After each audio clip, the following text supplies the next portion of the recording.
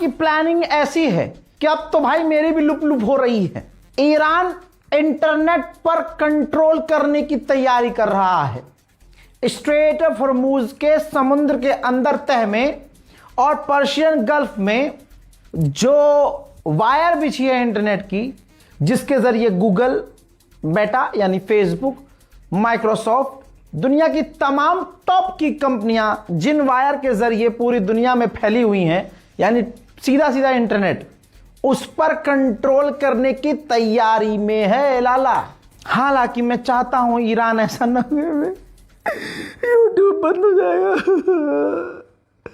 बंद हो साला, पूरा कंट्रोल करो। बात नहीं दूंगा अपडेट में। चलो भाई, आलू लो, गोभी लो, बैगन लो, टिंडा लो, आलू ले लो, कांदे ले लो। ईरान को किसी भी चीज की, खाने पीने की, ड्रोन्स की, मिसाइल्स की, किसी चीज की कमी नहीं है। इस मैप को थोड़ा समझना पड़ेगा। अमेरिका सोच रहा है कि मैंने बैरिकेडिंग करके ईरान को ब्लॉक कर दिया है।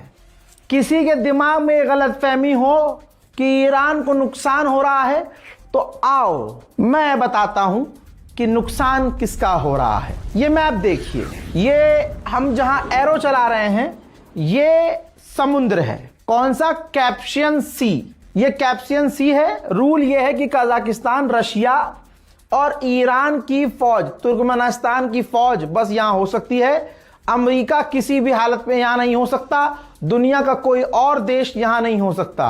अब आप देखिए, एक छोर इसका रशिया से मिला हुआ है और एक छोर ईरान से मिला हुआ है। तो इस समुद्री रास्ते से रशिया ईरान को ड्रोन भेज रहा है, मिसाइल के पार्ट भेज रहा है, अनाज भेज रहा है, खाना पानी दाना भेज रहा है।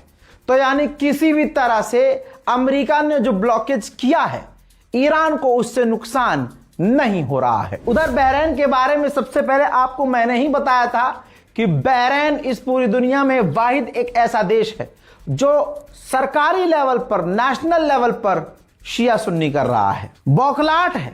इतना सऊदी अरब भी नहीं करता जितना बहरीन ने कर दिया है। अब आप देखिए आपकी स्क्रीन पर, ये बहरीन के कुछ शिया उलमा हैं, शिया आलिम दीन हैं।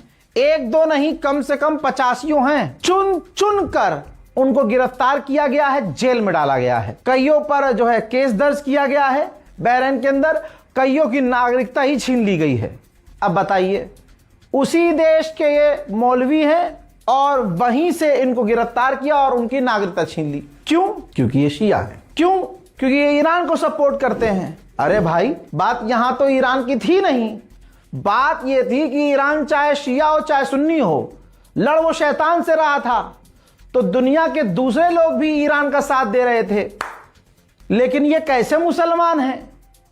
जहां गैर मुस्लिम ईरान का साथ दे रहे हैं, ये मुसलमान होके शिया सुन्नी कर रहे हैं। बताइए, सोचिए, कोई भी देश है, चाइना है, भारत है, जर्मनी है, फ्रांस है, ब्रिटेन है, सारी दुनिया के देशों को सोचना चाहिए कि इजराइल कितना बड़ा खतरा है सभी के लिए।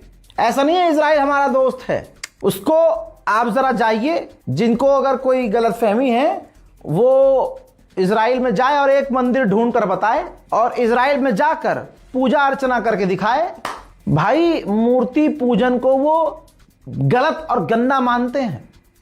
2 मिनट में ठीक कर देगा, और किया भी है उसने। वीडियोस वायरल भी हुए हैं। मेरे दोस्तों, आपको बता दूं, इतना बड़ा खुलासा हुआ है कि हड़कंप मच गया है। कुछ साल पहले इराक के अंदर इजराइल ने चुपके से अपना एक बेस बना लिया था। अरे भाई, बेस बना लिया? ये मजाक चल रहा था क्या? बेस बना लिया था और उससे नजर ईरान पर रखी जा रही थी और उस बेस का इस्तेमाल ईरान पर हमला करने के लिए भी किया गया था। जब इराक को पता चला और इराक की फौज वहां पहुंचने लगी, रास्ते में थी, तो इजराइल ने इराक की फौज पर हमला किया। एक फौजी शहीद हुआ इराक का। जब यह बात खुली तो यूएन में इराक ने अमेरिका पर इल्जाम लगाया कि अमेरिका इसमें इन्वॉल्व था, इजराइल का साथ दे रहा था। अमेरिका ने यूएन में कहा कि नहीं भाई साहब, हमें खुद नहीं पता था। तो खुलासा यह हुआ कि ईरान के खिलाफ एक चुपके से इराक के अंदर इजराइल ने बेस तक बनाया हुआ था। सोचिए, पूरी दुनिया में छुप छुप कर इजराइल बेस भी बना सकता है। पुतिन ने कहा है कि ईरान की जंग की वजह से हम यानी रशिया काफी टफ स्पॉट पर है। पर्शियन गल्फ की तरफ से भी, ईरान की तरफ से भी काफी मुश्किल से, यानी बीच में बेचारा रूस फंसा हुआ है। उधर दूसरी तरफ टोयोटा, सुना हुआ नाम, गाड़ियां चलती हैं भाई दबा के इनकी भारत में। $4.2 बिलियन का नुकसान मिडिल ईस्ट की जंग की वजह से टोयोटा कंपनी को होने वाला है। ईरान में आतंकी हमला हुआ और इस हमले में एक ईरान का पुलिस का नौजवान जो है मारा गया है। उधर अमेरिकी ऑफिशियल ने वार्न किया है कि अभी तेल के दाम और बढ़ने वाले हैं। उधर गुलाबी सुअर सिर्फ बेचारा बोलकर जीत दर्ज करने की कोशिश कर रहा है ट्विटर के जरिए। अब ट्विटर पे उसका हमला देखिए। ट्विटर पे उसने दिखाया है कि ओबामा और बाइडेन के टाइम पर समुद्र में ईरान की बोट तैरती हुई नजर आ रही थी समुद्र के ऊपर, और मेरे दौर में, ट्रंप के दौर में, वही बोट समुद्र के अंदर डूबी हुई।